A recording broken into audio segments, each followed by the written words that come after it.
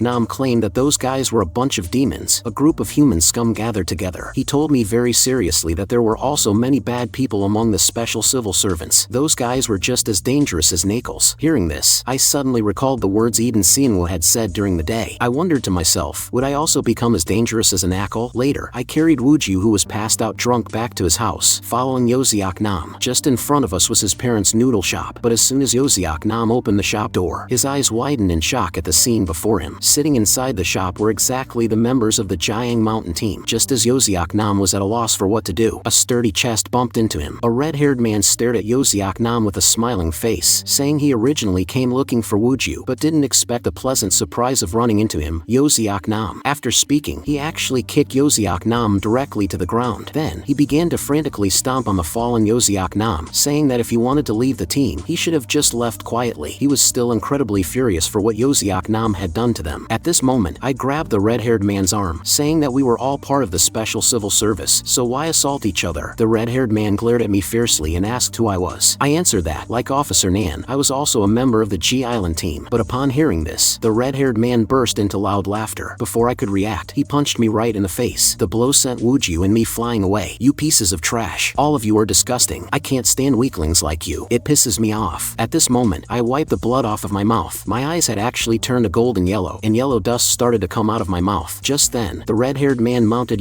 Nam, complaining that because Nam reported them to headquarters, the team had been penalized for several months. He had been looking for Nam all this time, wanting to kill him. Seeing this, the members of the Jang Mountain team didn't intervene at all. Instead, they all watched the show with smiling faces. At this moment, I was extremely enraged. Wisps of yellow dust involuntarily began to seep from my mouth. Right at this moment, the shop door suddenly opened. Before the red-haired man could react, a sturdy foot flew right into his face. He was knocked heavily to the ground. The Jang Mountain team members collectively stood up at this moment, questioning the newcomer about who he was.